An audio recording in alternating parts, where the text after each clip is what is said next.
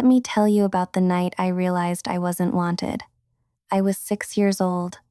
It was January, the coldest month of the year, and my mother was dragging a mattress into the garage. "Mom, what are you doing? You're sleeping out here now, Nichole. Why?" "Because I said so." That was it. No explanation, no reason, just because I said so. She dropped the mattress on the concrete floor, threw a thin blanket on top, and walked back inside. I heard the lock click behind her. I stood there in the dark, in the cold, in the garage that smelled like oil and dust and forgotten things, and I cried. I was 6 years old, and I had just been thrown away. My name is Nichole. I'm 28 years old now, and this is the story of how I spent 6 years sleeping in a garage.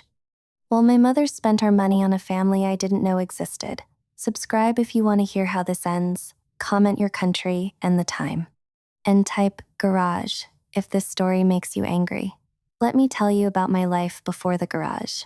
When I was very little, things were normal, or what I thought was normal. We lived in a small house, 3 bedrooms, a backyard with a swing, a father who worked long hours, a mother who stayed home. My father's name was Thomas. He was big, strong, quiet.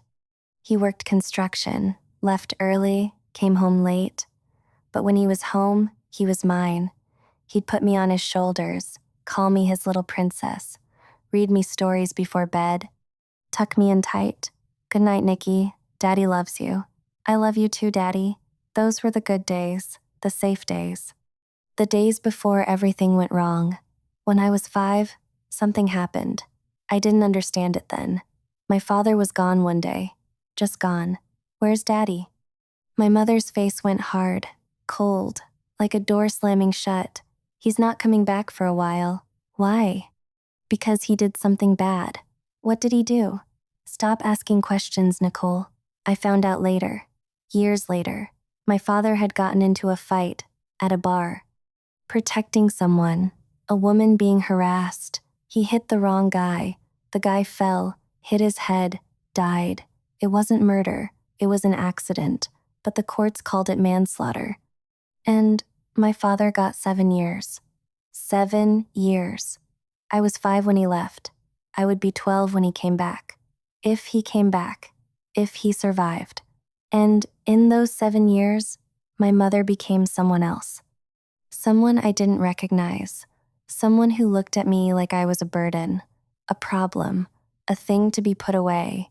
In the garage. Let me tell you about that first night in the garage. It was so cold.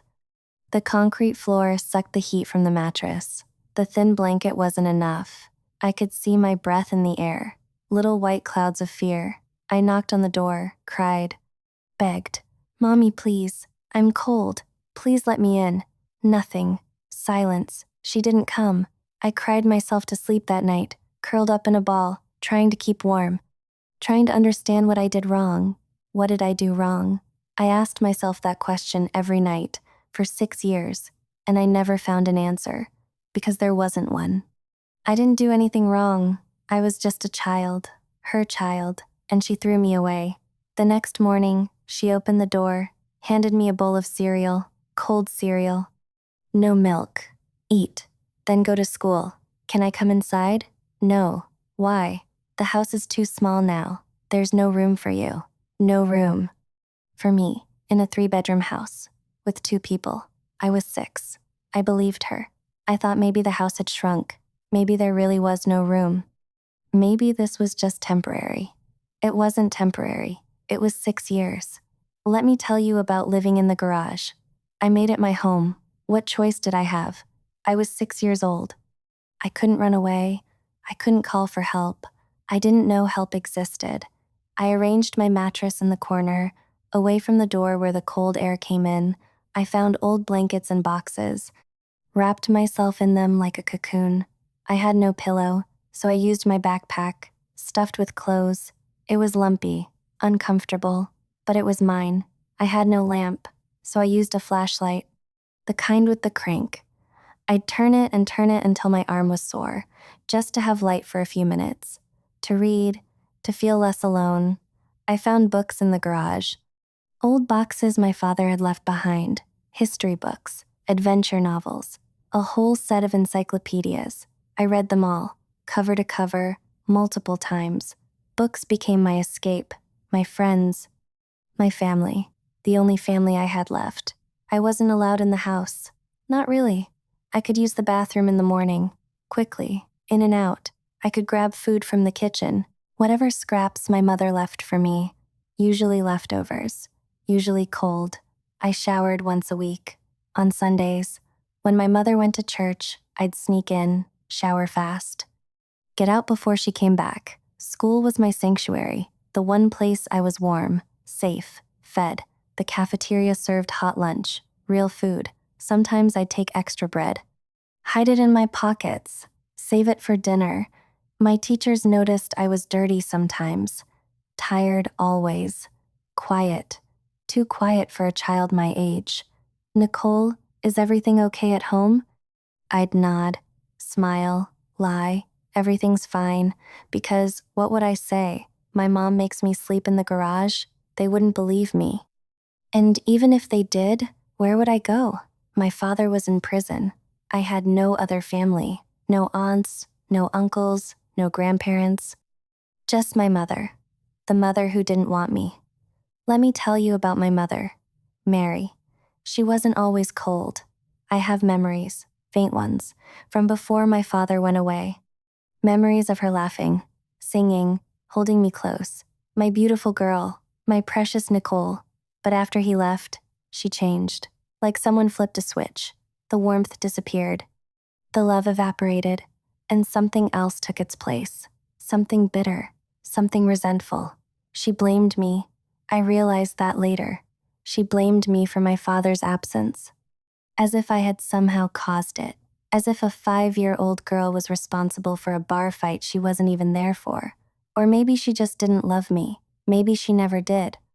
Maybe my father was the one who wanted me, and without him, I was just a reminder of him, of their life, of everything she'd lost. I became invisible to her, a ghost in her garage. Something to feed occasionally, to clothe minimally, to ignore completely. She stopped calling me Nichole, stopped calling me anything. I was just girl when she needed something, hey when she wanted my attention, nothing when she didn't.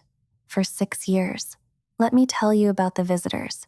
They started coming when I was 7, maybe 8. Men. I didn't understand at first. I just heard cars pulling into the driveway, late at night, doors opening and closing, muffled voices. I'd peek through the crack in the garage door, see shadows, figures, never faces. One day, I saw him, a man, tall, dark hair, nice clothes. He was getting out of a fancy car, the kind we'd never afford. He walked into our house like he owned it. And my mother, my cold, bitter mother, she smiled at him, laughed, touched his arm. I'd never seen her like that, not since my father left. Who was this man? I found out soon enough. His name was Leonard. I heard her say it once, on the phone, when she didn't know I was listening. "Leonard's coming over tonight. Make sure the girl stays in the garage." The girl, that's what she called me. The girl. Leonard came over often, sometimes twice a week, sometimes more. He'd park his fancy car, walk into the house, stay for hours, sometimes all night, and I'd stay in the garage, invisible, forgotten, while my mother played house with another man. I didn't understand then. I was too young, but I understand now. Leonard was her escape, her new life, the life she was building while my father rotted in prison, the life that didn't include me. Let me tell you about the money. My father sent money. From prison. I found out later. He worked in the prison workshop, making license plates, furniture, whatever they made. And every month, he sent his earnings home. For me. For his little princess, the money wasn't much. Maybe $100 a month, maybe $200, but it was something. It should have been mine. It wasn't mine. I never saw that money. I never saw new clothes, new shoes, new anything. I wore the same clothes until they fell apart. I wore shoes with holes in them. I wore my father's old jacket that went down to my knees. Where did the money go? To Leonard, to their dates, to their trips, to the life my mother was building on the side, and to the child. Let me tell you about the child, the secret. I was 10 when I found out, sneaking into the house while my mother was out. Looking for food, looking for anything. I found a photo, hidden in a drawer, a baby, a newborn, wrapped in a blue blanket. On the back, handwriting. My mother's handwriting. Marcus, 6 months. Mommy loves you. Marcus. Who is Marcus? I searched more, found more photos. The baby getting older, a toddler now. Walking, smiling, with Leonard, with my mother, a family. My mother had another family, another child, a son named Marcus, and she was spending everything on them. All of my father's money, all of her time, all of her love. While I slept in the garage, I put the photos back, went back to the garage, and didn't cry. I was 10. I was used to it by then, used to being thrown away, used to being nothing. But something shifted inside me that day, a coldness, a hardness, a determination. Someday, I told myself, someday the truth will come out. Someday, she'll pay. I just had to wait. Let me tell you about the years passing. 6 years old, 7, 8, 9, 10, 11, each year the same. The garage, the cold, the loneliness, the invisibility. Each year a little harder. My body growing, the mattress feeling smaller, the space feeling tighter, the shame feeling heavier. I started hiding better, lying better, surviving better. At school, I was the quiet kid, the smart kid. The kid who didn't have friends because she couldn't invite anyone home, because she didn't have a home, just a garage. I threw myself into studies, got straight A's. Teachers loved me, called me gifted, called me special. They didn't know I studied so hard because books were my only company, my only warmth. I had fantasies about my father, about him coming home, about him seeing the garage, about him saving me. He would be so angry, I thought. He would yell at my mother. He would take me away. He would make everything right. I held on to that fantasy. For 6 years, it was the only thing that kept me alive. Let me tell you about the day my father came home.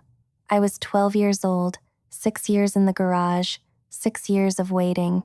It was August. Hot. The garage was an oven in summer.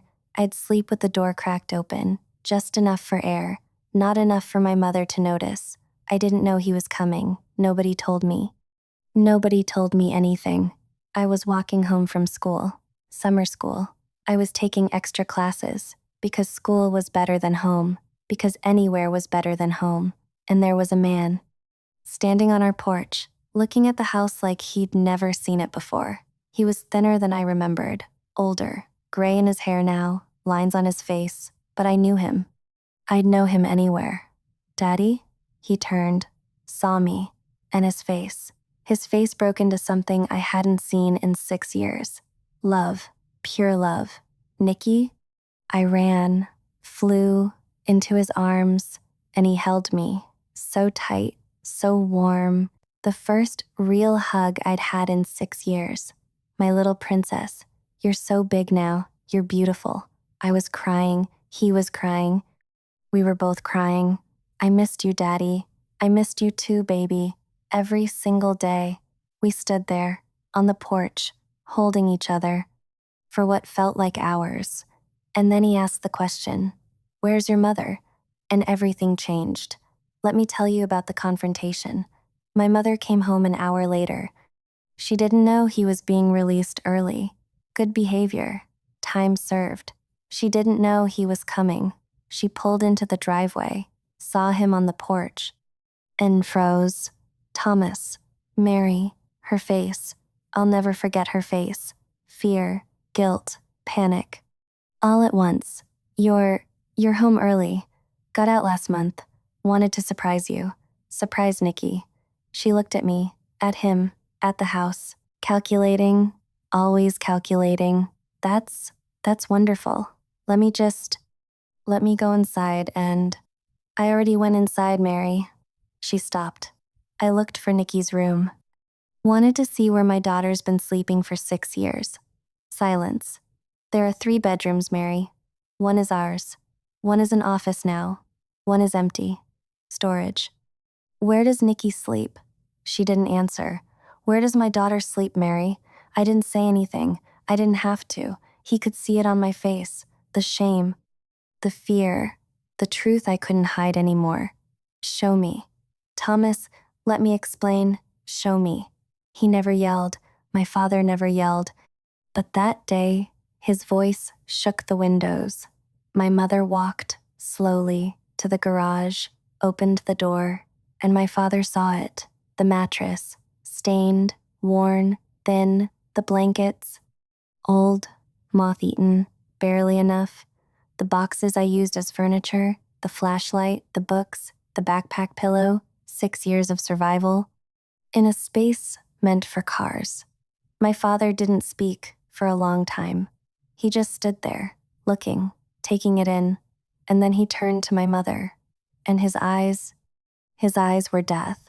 You made my daughter sleep in a garage for 6 years. I can explain, there is no explanation. He was shaking, with rage, with grief, with something I'd never seen before. I sent money every month. For her, for my princess. Where did it go? She didn't answer. Where did it go, Mary? And then I spoke. For the first time, I spoke. She has another family, Daddy. A man named Leonard, and a son named Marcus. She spent everything on them. My mother's face went white, pure white. What? I found the photos, years ago. She's been living with them, while I lived in here. My father turned to my mother, slowly, like a predator sizing up prey. Is this true? She broke, right there, in the garage doorway. She broke. You were gone. 7 years. What was I supposed to do? Wait forever? I needed someone. I needed a life. You had a daughter. She looks just like you. Every time I saw her face, I saw yours. The man who left me alone, who ruined everything. I went to prison to protect someone. I didn't abandon you. I sent every penny I had for her. My mother was crying now, ugly crying, but I felt nothing, no sympathy, no pity, just cold satisfaction. The truth was out. Finally, after 6 years, let me tell you about what happened next. My father took me away that day, packed my few belongings, the books, the flashlight, the jacket, put them in his truck. He didn't say goodbye to my mother, neither did I. We drove to a motel, a small one, clean, warm, with real beds, and a bathroom I could use any time. I took a shower that night, a long one, hot water, real soap, real shampoo, and I cried. For the first time in years, I cried, not from sadness, from relief, from release, from finally being free. My father held me that night, let me sleep in the bed next to him, like when I was little, before everything went wrong. I'm so sorry, Nikki. I'm so sorry I wasn't there. It's not your fault, Daddy. I should have known. I should have found a way. You're here now. That's all that matters. And it was. It was all that mattered. Let me tell you about the divorce. It was fast. My father filed immediately, with evidence, photos of the garage, my testimony, medical records showing malnutrition, neglect, abuse. My mother didn't fight it. She couldn't. The evidence was too damning. The truth was too clear. She got nothing. The house was in my father's name. The savings were gone anyway, spent on Leonard and Marcus. Leonard left her. When he found out about the divorce, when he found out she'd been lying to him too, telling him she was a widow, that I didn't exist, that there was no husband in prison. He had his own family, it turned out, a wife, kids. He was using my mother just like she was using my father. Karma. My mother ended up alone, in a small apartment, working retail, minimum wage. No Leonard, no Marcus, no money, no me. She tried to contact me. Over the years, letters, calls, emails. I ignored them all. She died when I was 24, alone, in that small apartment, a heart attack, they said, but I think it was guilt. Finally catching up to her. I didn't go to the funeral. I didn't cry. I didn't feel anything. She stopped being my mother the day she put me in that garage. Whatever happened to her after that wasn't my concern. Let me tell you about my father. He dedicated the rest of his life to making it up to me. Not that he needed to. He was a victim too. But that was my dad. Always taking responsibility, always trying to fix things. He worked construction again, saved money, bought a small house, a real house, with a real bedroom.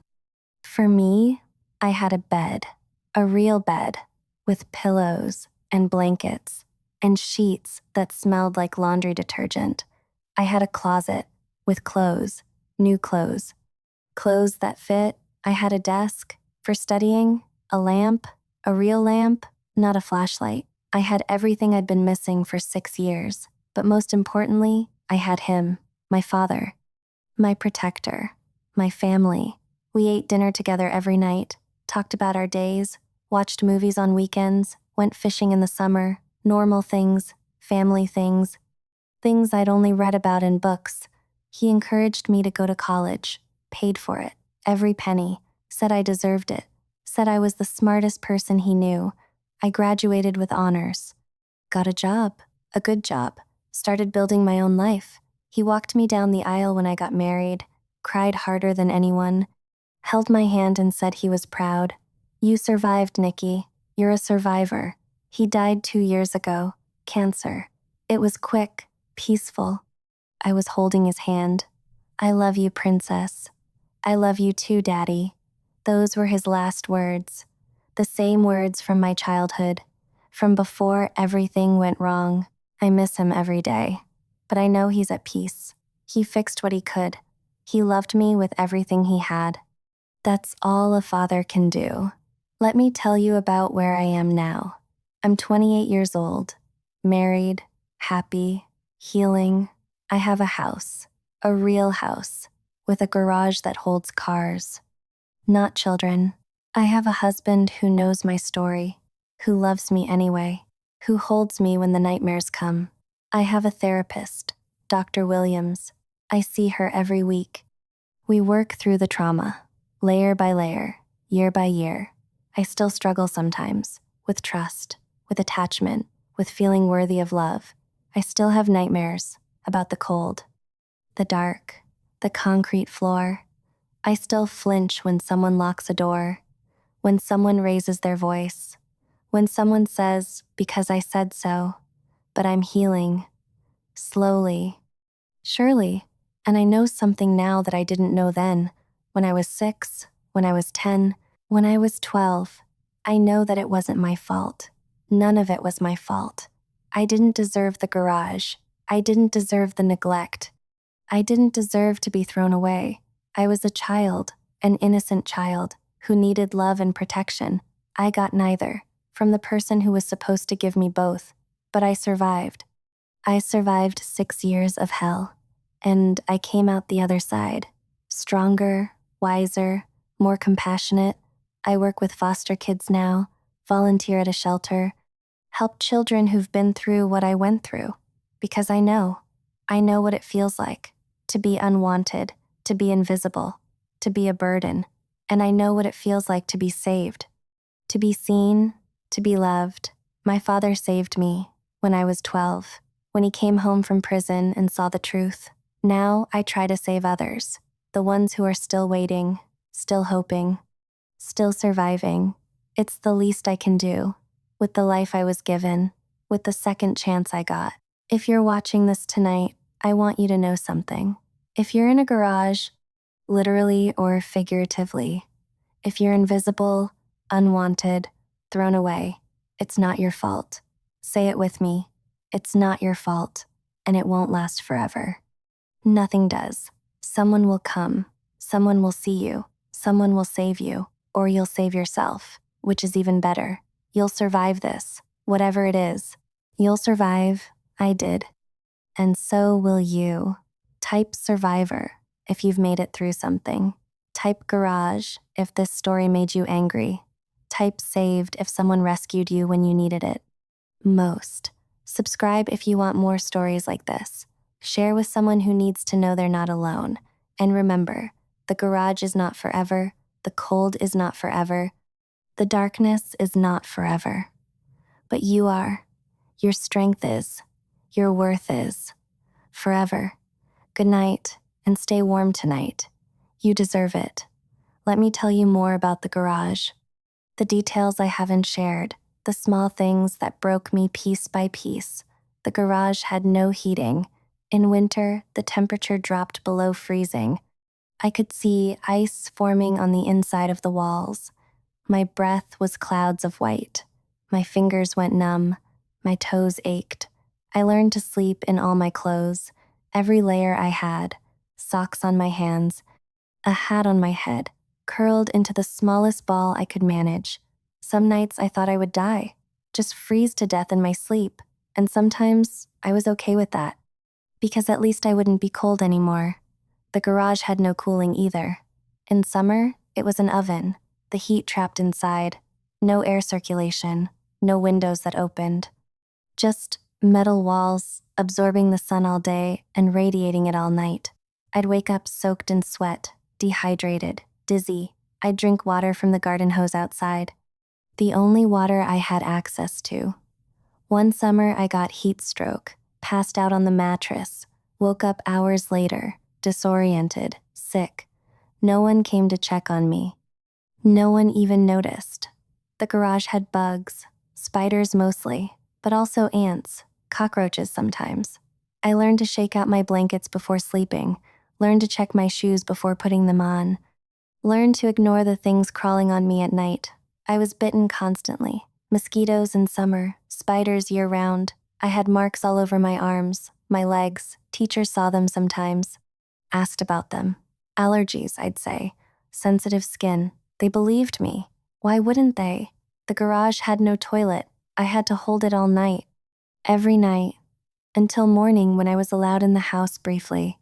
Some nights I couldn't hold it. I was a child. Children have small bladders. I'd have to use a bucket in the corner, emptying it in the morning before anyone saw. The shame of that. The humiliation. Using a bucket like an animal. While my mother slept in a warm bed with clean sheets and a bathroom right next door, the garage had no kitchen, no food. I ate whatever scraps my mother left for me. Cold leftovers, stale bread, cereal without milk. Some days there was nothing. She'd forget or not care, and I'd go to school hungry. Wait for lunch, the only real meal I'd get. I learned to hoard food, hide it in the garage, crackers in my backpack, canned goods I stole from the pantry. Anything that wouldn't spoil. I ate expired food sometimes. Didn't have a choice. It was that or nothing. Let me tell you about the lies I told. Every day was a lie. At school, with teachers, with the few kids who tried to be my friend. Where do you live? Normal house, on Oak Street. Can I come over? My mom doesn't like visitors. Why? She's sick. Very sick. I have to take care of her. Lies on top of lies. Building a fake life. Because the real one was too shameful to admit. I lied about my clothes, why they were old, worn, wrong size. I like vintage stuff, thrift store chic. I lied about my smell. Some days I couldn't shower for weeks. New perfume. You like it? It's European. I lied about my lunches, why I ate so much. So fast. I'm a growing girl. Big appetite. I lied about my bruises. From sleeping on concrete, from falling off the mattress, from being too weak to catch myself. I'm clumsy, always tripping over things.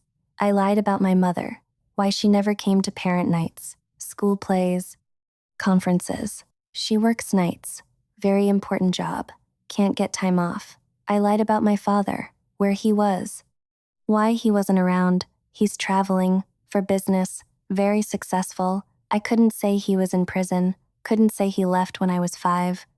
Couldn't say I hadn't seen him in years. The lies protected me and trapped me, a cage of my own making. Let me tell you about the nights with Leonard. He came over more and more. As the years passed, sometimes he'd stay all night, sometimes all weekend. I learned his schedule, his habits, his car, a silver BMW, expensive, clean, always parked in the driveway like it belonged there. He never acknowledged me, not once, in all those years. I was invisible to him too, but I heard things, through the garage wall. Conversations, arguments, plans. When are you going to tell her? Tell who? The girl. About Marcus. About us. She doesn't need to know. She's your daughter, Mary. She's his daughter. Not mine. Never felt like mine. That one hurt. Even now, remembering it hurts. Never felt like mine. I was her daughter. I came from her body, and I never felt like hers. But Marcus, she claimed. Marcus she loved. Marcus, she gave everything. I heard about Marcus constantly, through the walls. Marcus said his first word today. Marcus is walking now. Marcus needs new clothes. We should take Marcus to Disney. Disney. She wanted to take Marcus to Disney. While I slept on concrete and ate expired crackers. I never hated a child I'd never met. But I came close. With Marcus, it wasn't his fault. I know that now. He was innocent, just a baby, born into a lie, just like me. But back then, in that garage, hearing about his life while living mine, I felt something dark, something close to hate. Let me tell you about the day I met Marcus. It was long after my father came back, after the divorce, after I was free. I was 18, college, first semester, and I got a letter, not from my mother, from Leonard. He'd found me somehow, wanted to meet, wanted to apologize. I almost threw it away, almost ignored it. But something made me curious. After all these years, we met at a coffee shop, neutral territory. Leonard was older now, gray hair, tired eyes. Not the confident man I remembered. And with him, a boy, 12 years old, looking nervous, looking scared. Marcus. He looked like me. Not exactly, but enough. My mother's eyes, my mother's chin, my brother, half-brother, but still. Nichole, this is Marcus, your brother. Marcus didn't say anything, just stared at me, trying to understand. Hi, Marcus. Hi. Awkward silence. Leonard talked, apologized, said he didn't know, about the garage, about the neglect, about any of it. Mary told me you were troubled, dangerous, that you had problems, that keeping you away was for safety. She lied. I know that now. I know everything now. He'd found out, after the divorce, after my mother's life fell apart, after the truth came out. I'm sorry, Nichole. I should have known, should have seen through her lies. I didn't forgive him, not then, not fully ever. He was part of the problem, even if he didn't know it. But Marcus I didn't blame. He was a child, just like I was, innocent, used as a pawn. He reached out to me later, when he was older, 18. Going through his mother's things after she died, he found the photos, the letters, the evidence of what she'd done. I didn't know, he said, crying. She never told me I had a sister. She never told me any of it. I know. How can you not hate me? Because it wasn't your fault. None of it was your fault. We're close now, Marcus and me, brother and sister, united by the mother who failed us both. In different ways. He lives across the country, but we talk every week, visit twice a year. He's a good kid, a good man now, despite Mary. Despite everything. That's the thing about survival. It doesn't just save you, it frees you to become something other than what broke you. Let me tell you about forgiveness. People ask me all the time, have you forgiven your mother? It's complicated. I've let go of the anger, most of it, most days, because anger is heavy, and I carried it too long. In the garage, after the garage, for years, I've accepted what happened, the reality of it, the permanence. She did what she did. I can't change it. No one can. But forgiveness, the way people mean it, the absolution, the reconciliation, no, I haven't forgiven her, and I never will. Some things can't be forgiven. Some wounds don't heal. Some betrayals are too deep. A mother is supposed to protect her child, love her child, put her child first. Mary did none of those things. For 6 years, she chose someone else, something else, over her own daughter. That's not a mistake. That's a choice. Made every single day for 2,190 days. I don't owe her forgiveness. I don't owe her anything. And releasing that obligation, accepting that some things can't be forgiven, that's freedom too. Let me tell you about my own family now. I have a husband, Jake. We met in college. He knows everything, every detail, every scar. He held me through the nightmares, the panic attacks, the moments when the past came rushing back. You're safe now, he'd say. I've got you. And he did. He does. We have a daughter, Emma.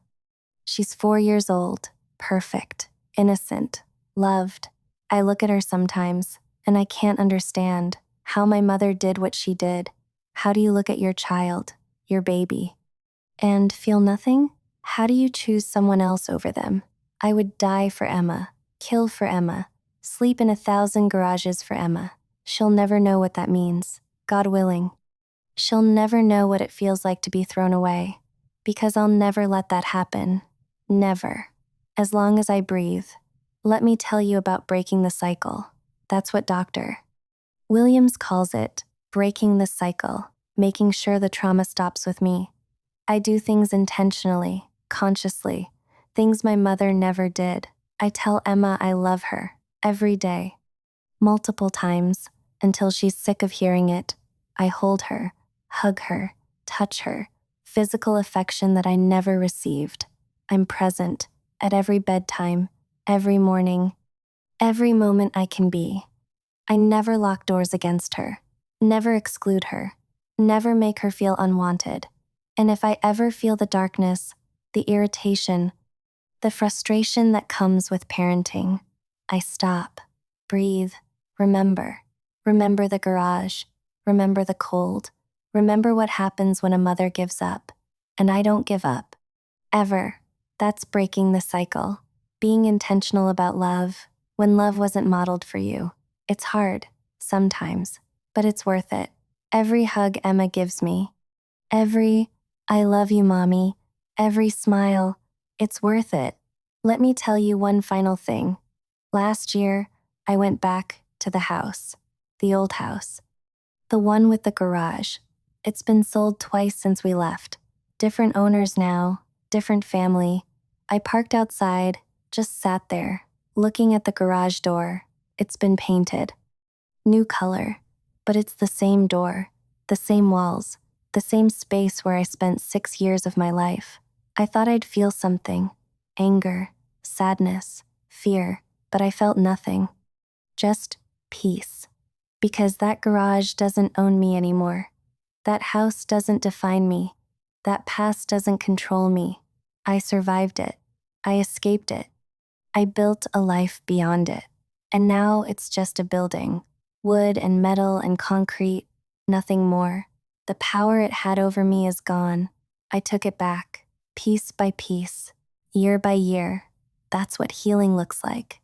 Not forgetting, not forgiving, but reclaiming your story, your power, your life. The garage is just a garage now. And I am so much more than the girl who slept there. So if you're in your garage right now, literally or figuratively, know this. It ends. Everything ends. The cold, the dark, the loneliness. And you will be warm again, loved again, free again, I promise. Type free if you've escaped something. Type survivor if you're still fighting. Type hope if you believe in better days. Subscribe. Share. Remember, you are not your worst circumstances. You are what you become after them, and you can become anything. Good night, stay warm, stay loved, stay you, forever. One more thing.